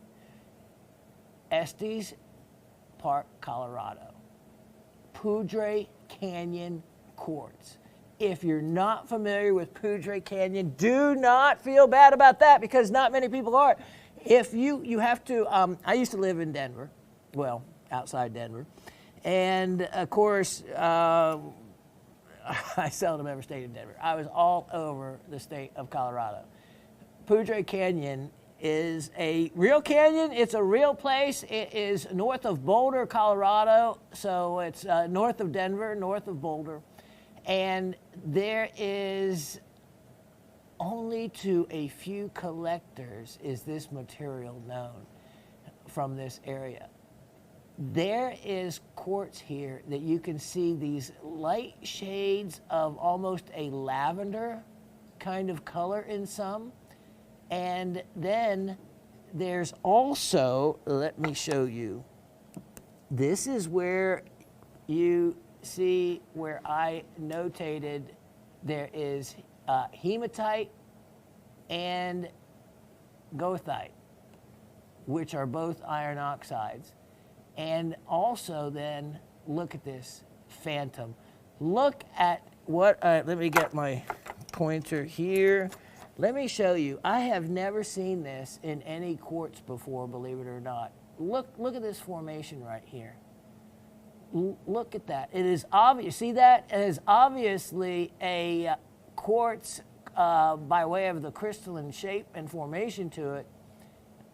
Belongs to a quartz family for the crystalline form, but the way that is formed is really unique. I have not seen that. It's not on the surface of the piece. It's internal, but I'm really not sure what all is making it form like that. Now, let me come down here and move over to this one, and you can see that this is one that just needs your time and attention for exploring it, because there are internal inclusions. That's where the goethite and the here they are. You can see them right here, in here, and there. And then you'll have hematite inclusions as you explore this piece as well. Poudre Canyon quartz. There is only, thank you, sir, a handful of, you can see where is that, you can, oh wait, hold on one second. Hold on, I see another unusual form. There we go, yep, Dave zooming in on it. See, like that phantom form to the crystal shape there. Just, it's a little coarse, but still it's unnatural. It's unnatural. It's not like by chance. It's crystalline nature did that. All right, thank you. Now, again, like I said, this is one that you can't hurt the specimen, but you can certainly help it a lot by cleaning it up. And you can see it doesn't take much, and look at all the material coming off there. So it's one of those that you can use mechanical tools, you can use wire brushes, these kind of things. It's not going to hurt the quartz, and you can really imagine all that removed. An ultrasonic, a steamer, so many other things. Look at the irises in that. And you'd come out with really an amazing specimen. Oxalic acid for days, okay? That's a safe acid, and it's an acid that will remove iron oxidation. You can try a lot of those other over-the-counter products. But this specimen is a one-of-a-kind for certain as far as to collectors go.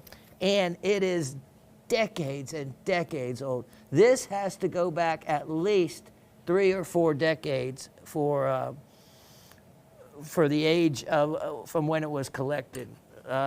Quite old, maybe a lot older than that. Price on this guy, only $44. Only $44. And it'd be one of those that I'm not sure where you'd even begin to find another one where you would know for certain that it's from Poudre Canyon. And whereas this one with the original label on it, you know you're getting the real deal. Now, let me show you something. 702-117. 702-117. This, look at this. I love it. This is of course, dragonfly. I love dragonflies. Dragonflies and butterflies, you know, those incredible creatures that completely morph themselves, you know, into something beautiful, something that is so delicate and flies, yet their life starts off in a very unattractive way if you saw, you know, what its larval stages that it goes through. Beautiful ruby and zoisite. So here is the ruby that they were able to carve the dragonfly from. The wonderful zoisite with the black pargasite. Sterling silver. Anna King's logo right there. Good friend of mine and wonderful silversmith and designer. You have a nice, wonderful, large bale. And I have this marked to where it is actually less than what I paid. I had several of these, and so it's time to clear house. and put a sale price on this of only $44. $44 on that. And just can't get much less than that. With that bail, it'll certainly accommodate pretty much anything that you would have to wear it on. It would, at that price, make an amazing gift to give to someone whose either birthstone is July, or if they like dragonflies. I know a lot of people do decorate and like dragonflies. So, yeah, neat gift item, or just get it for yourself. Item number 10665. Let me see. 1066522. 1066522. Look at this. Look at this. And this is something that out of the entire batch of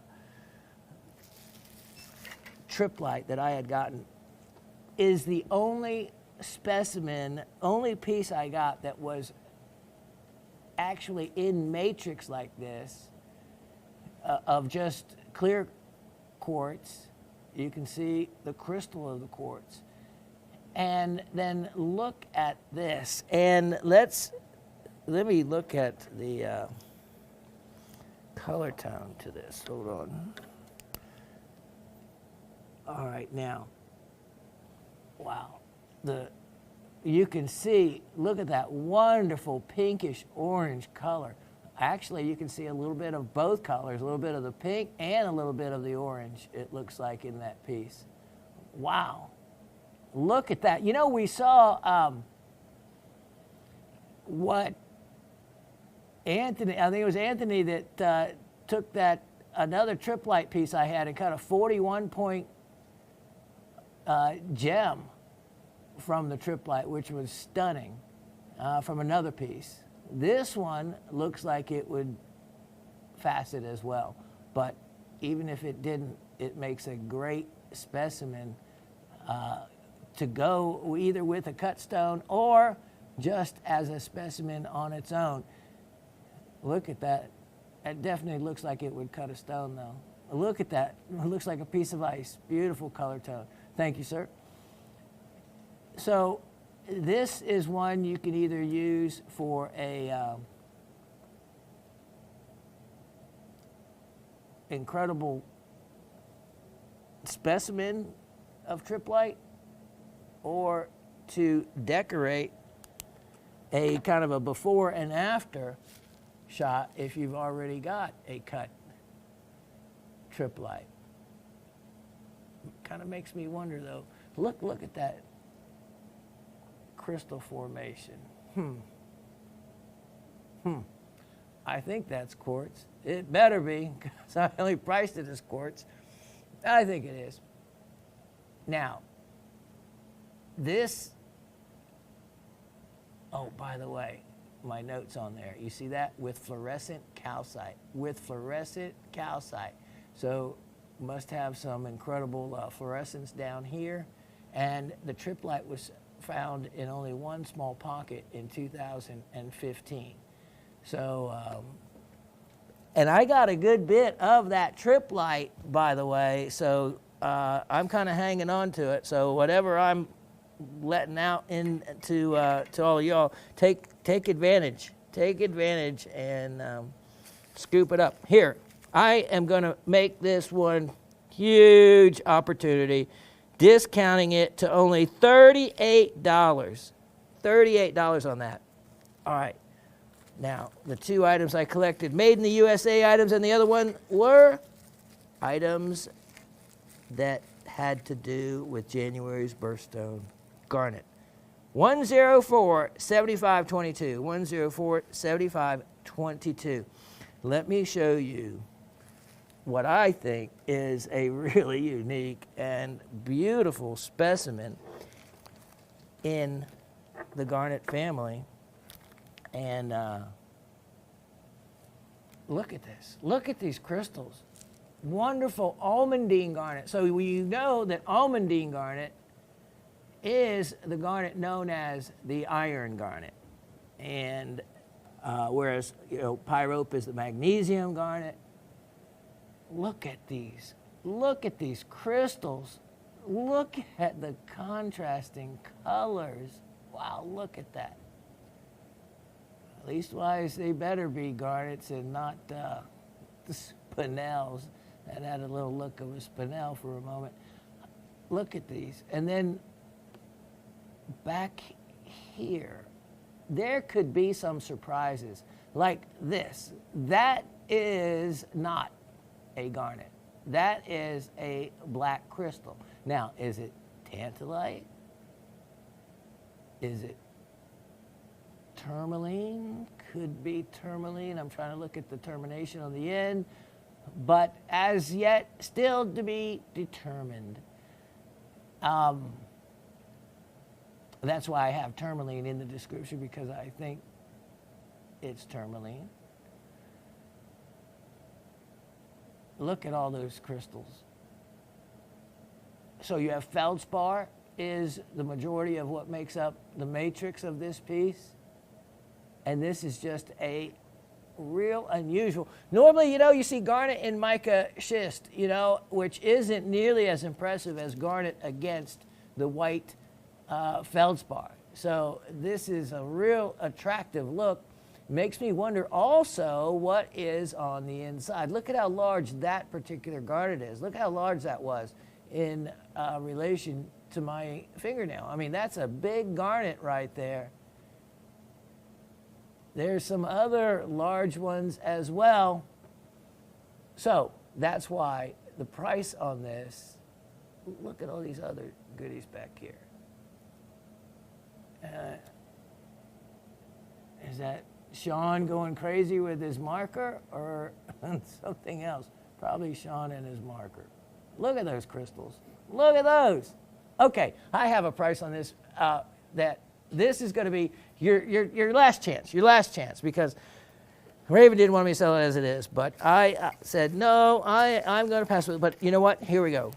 Sale price. Sale price. This is it. If it doesn't sell at this price, then we are going to keep it, because we actually both love it. Price on this guy, ready, set, $58. $58. Afghanistan material. Yeah, when have you seen anything like that? Not often. Not Afghanistan garnet. Let's look at item 1046222. 1046222, and let's take this out of its suspension case. Now, here is something that I can't believe I still have after having showcased it previously, but maybe someone's brave enough to take a gamble and holding out for a discount in a sale price. Well, if that's the case, maybe you'll get lucky. Look at this. This is, of course, the incredible opals from Ethiopia. Now, granted, I have to agree, there's nothing that compares to Australian opals. There really isn't. I love Australian opals. Remember, opal is my favorite stone. Took special cutting lessons. It's my mom's and son's birthstone. And there's just a lot of importance I put on opal, because no two opals look alike. And I have been down in the opal mines in Australia, so I just have a big connection to opal in general. And this material, remember, it's hydrophane. It absorbs and dissipates water to a high degree. So much so that it actually changes often the translucency of the material. Carat 80 on this gem. There is, it's faceted, which is unique as well. And I have a price on this that, how about this? I'm kind of laughing. Look how big the look is. That's the other thing. You get a big look with opal because it has a low specific gravity. So you get a lot of bang for the buck. And here we go. If it was only $10 a carat, that would make it only $18. Let's do this, $15. So, you know, I don't know, anything less than 10 a carat doesn't matter. So it's less than 10 a carat. I'm not even going to figure the price per carat because I know I can't replace it for that. They have found a lot of this material and they continue to find it. But even that being said, there is, to get this material for less than 10 a carat in that kind of quality would be, well, I wouldn't be able to, I wouldn't know anybody that has any, or any of the dealers in my market. Some of that material has gone up in price, and that's what you would always hope for. But I tell you what, it hasn't happened. It has not hurt the Australian opal market. If anything, it has helped the market. People, I don't know, people are willing to get the best and something that doesn't have a hydrophane property. And in other words, you can go out in the rain with an Australian opal, you go out in the rain with an Ethiopian opal, and it will change. Most likely, almost all of them do, to some extent, will change its opacity. It's how opaque or translucent it is. It's quite an unusual property, and it doesn't create a crazing or cracking effect in the opal. So it is unusual for that reason. But as far as stable, in that respect, well, Australian opal will always look the same way the day that you bought it and after a rainstorm as well. I'm just kind of partial to that material. 102-9721. 102-9721. Okay, so I showed you sphene. I showed you triplite. I showed you one more item from there. Red zircon. Red zircon. Look at that and look at the quality of those zircons. Those are some real beauties actually in this piece. So if you don't have one of those items I mentioned, the sphenes, the triplites, the red zircons, and you know what else I showed you? There were 4 different ones, right? The 4th one I showed you one of those as well. Pink apatite. Pink apatite. You need to have one of, at least one of each of those 4, because I got them from the same dealer over an extended period of time, and I bought the season's production over a couple of seasons of those items, and why I can bring them to you at the kind of prices I have been featuring them at. This piece, if you don't have one, you need it, and I am putting it on sale as well. And that would make it crazy sale price, $34. $34. And I think about as a little kid, look at how well shaped that crystal is. In crystal specimens, and if I saw that, I mean, $34 would have been somewhat affordable even working in the rock shop as a teenager, because, you know, it wasn't over $100, it was $34. To get something like this back then, $34 would have been an amazing, amazing deal. You know, now for this still to be only $34 is ridiculously inexpensive. And I want you to not miss out, because all of a sudden, poof, you never know.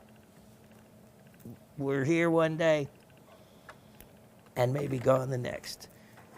And I don't want you to miss out on a great specimen because you thought, well, maybe I'll get it next week. He'll be there next week. You never know. Now, this next item, 103-6921. 103-6921. This is one of those, I'm not taking it out of the little case because it's not going to be worthwhile to do so time-wise. Look at the cut, though. This is what's stunning. I want to show you for citrine. Look at these. These are Portuguese cut, modified Portuguese.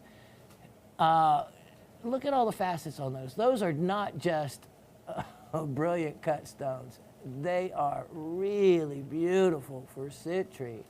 So here is a fantastic parcel. And how about this sale price? How about this sale price? The entire batch, everything you see, $9. $9. Now, that's a deal.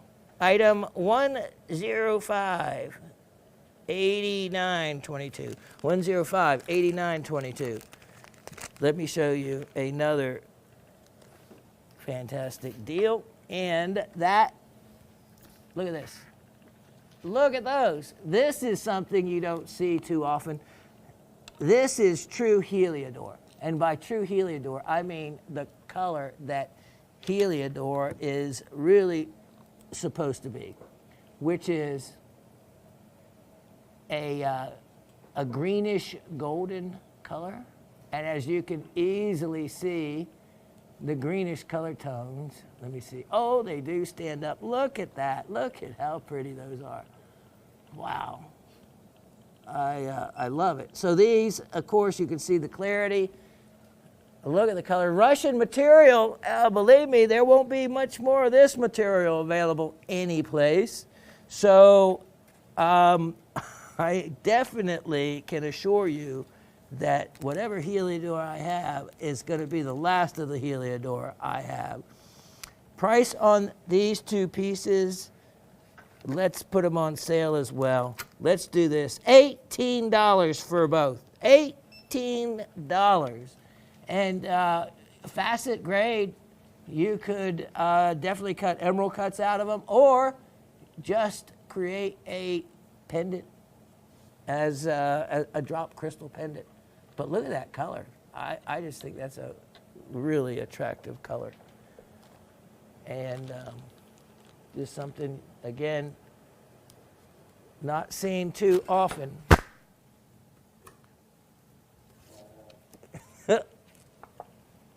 Told you I'd do that. Now, let me pull my, okay, there we go. That was just my microphone. I have something really, it's really the nicest ones I have. 108, 7722. 106, 7722.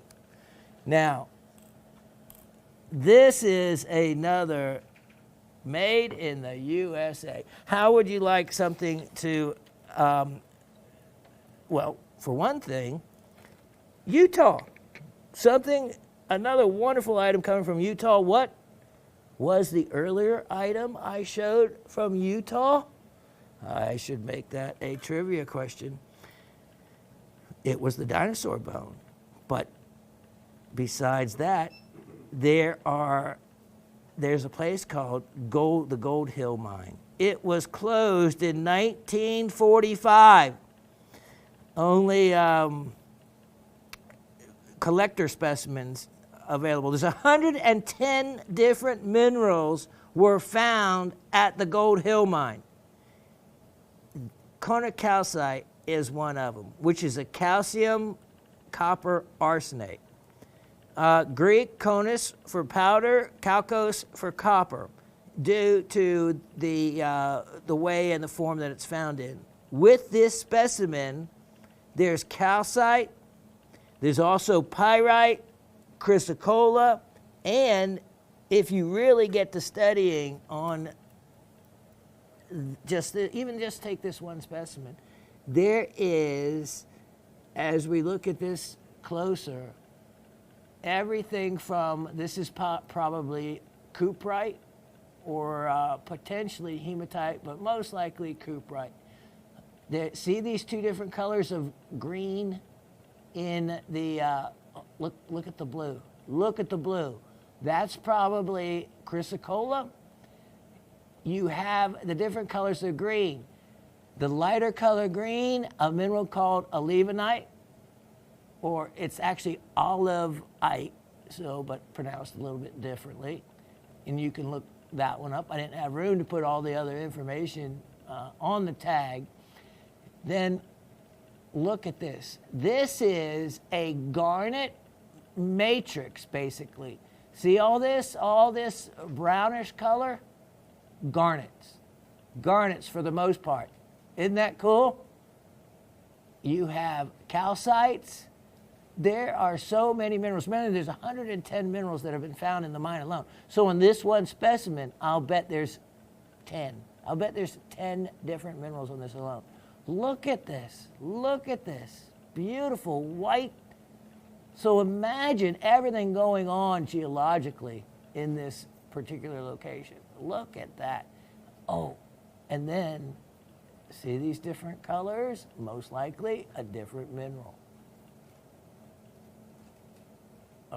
Look around here. Then, here it is, right there. Now, remember the name of the mine?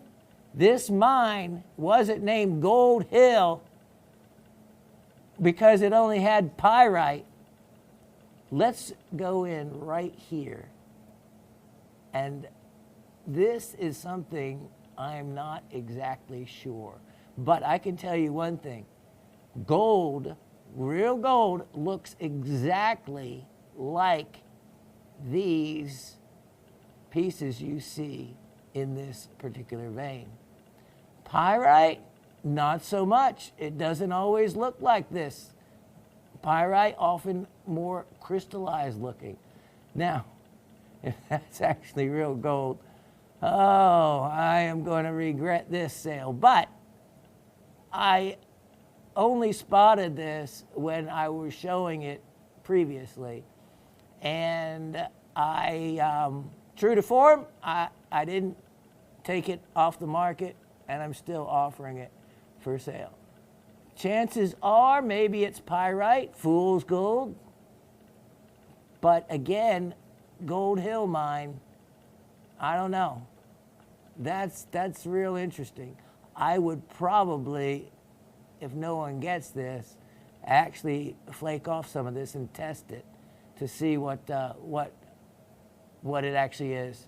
Because if it's gold, I might be cracking up the rest of this piece. Because you know what I say? You never know what's on the inside. You just never know.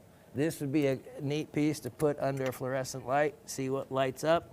It actually belongs to the descloisite family group. Yeah, you've seen that. I've even offered a piece of descloisite. I still have it before. All right, so the ores were exhausted by 1945, but there was quite a bit of different material found.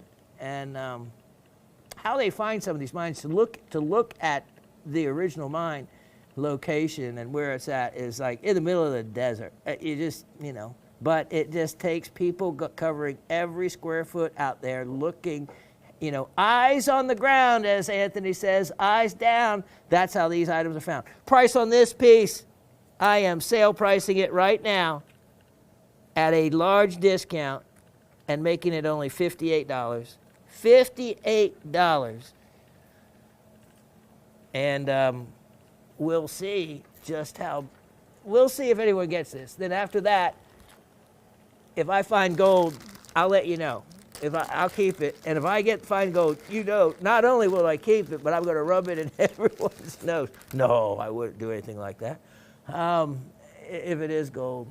But since I haven't been striking it lately, too rich in the old backyard lately, that might be my gold for the season right there.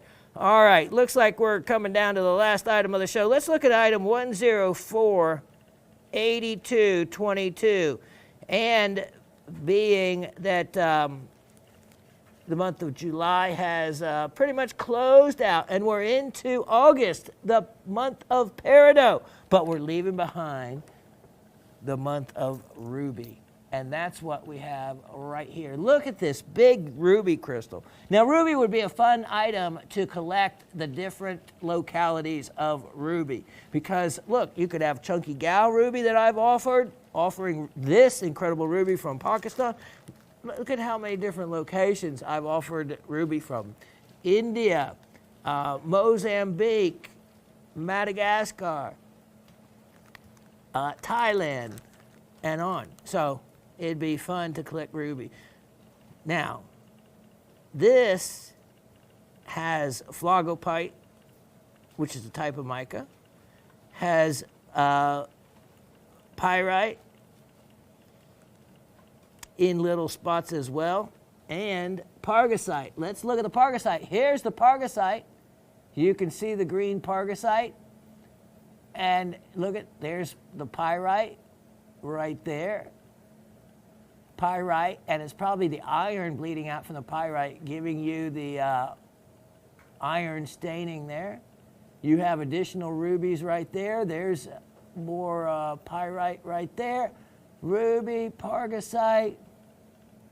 There's flogopite right there. A lot of fun stuff. And then the ruby, wow. And it fluoresces incredibly. Incredible fluorescence on there.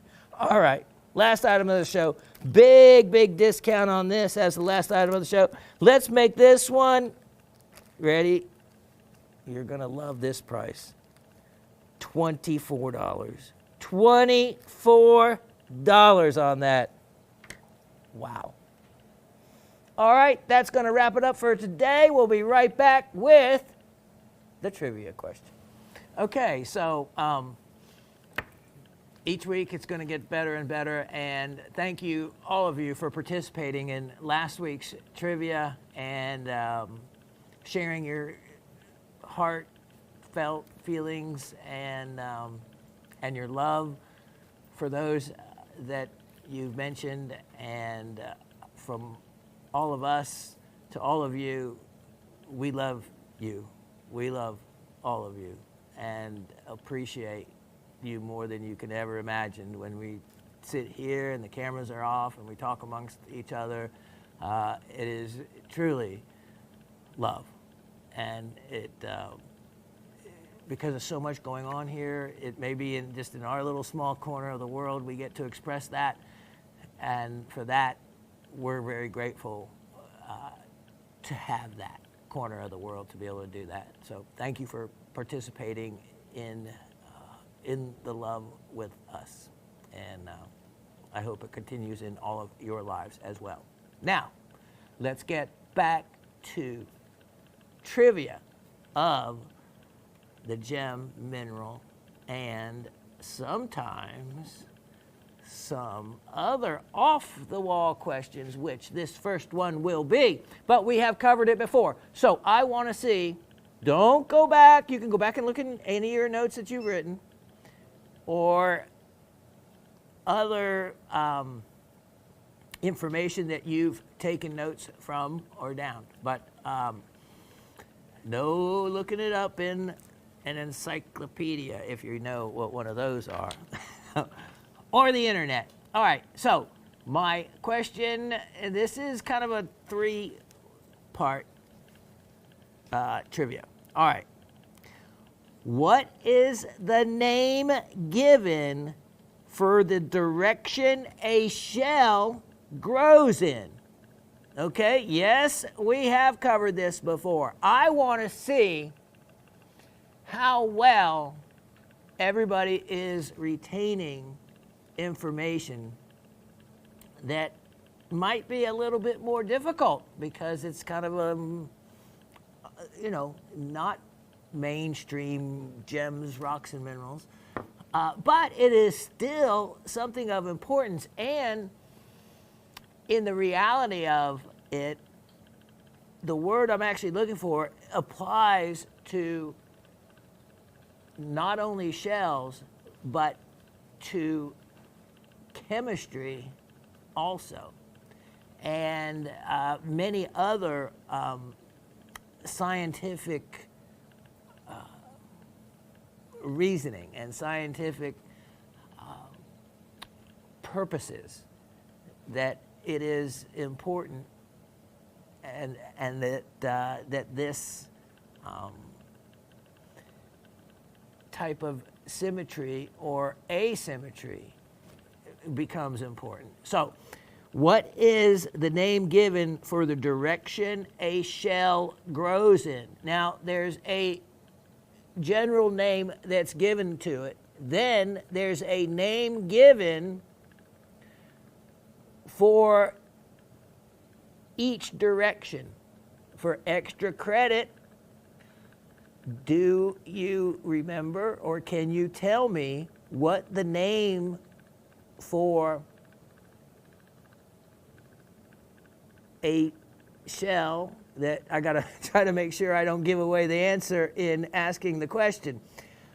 What is the name given for the property of when a shell grows and forms in a right-handed formation?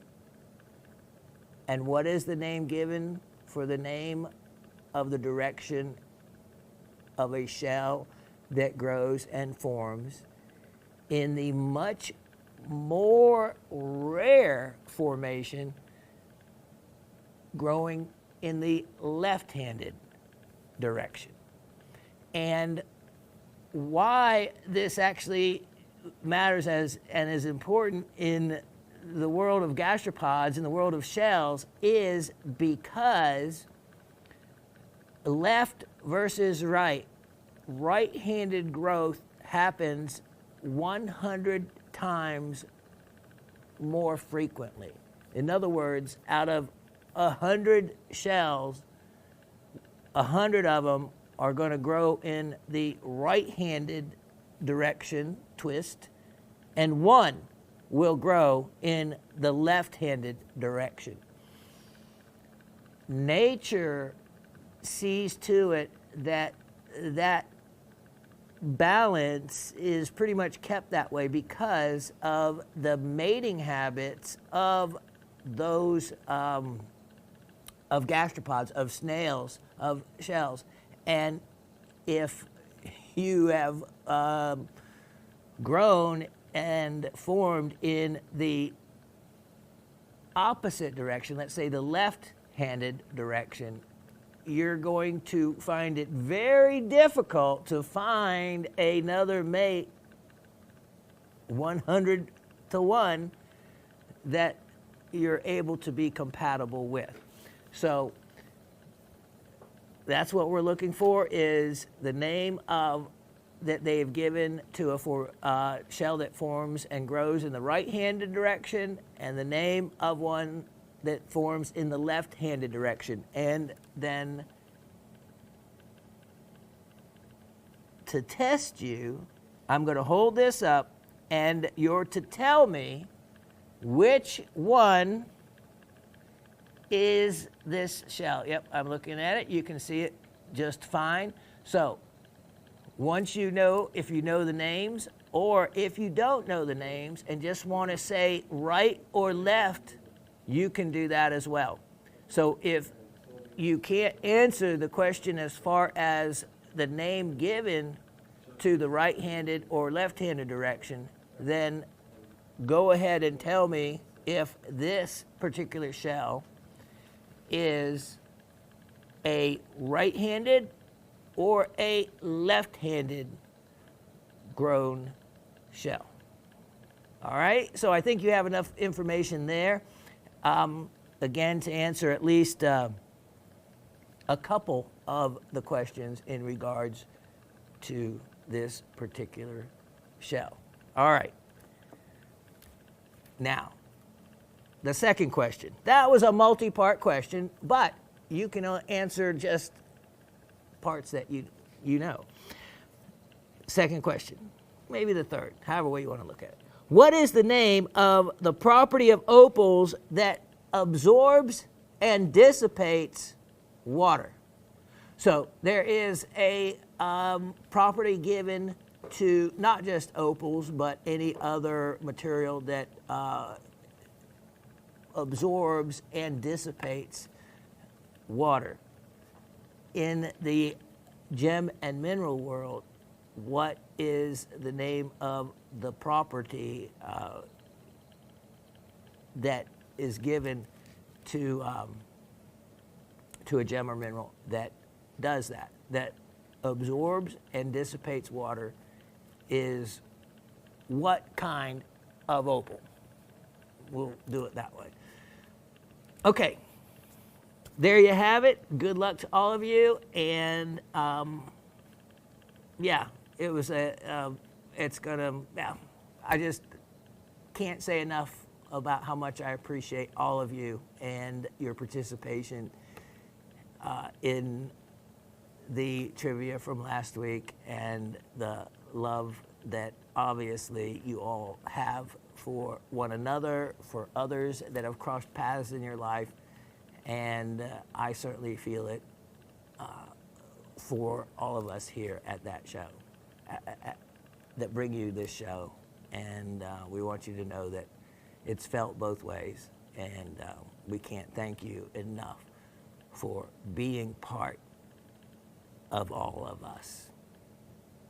God bless all of you, and I will really look forward to seeing all of you next week. Take care.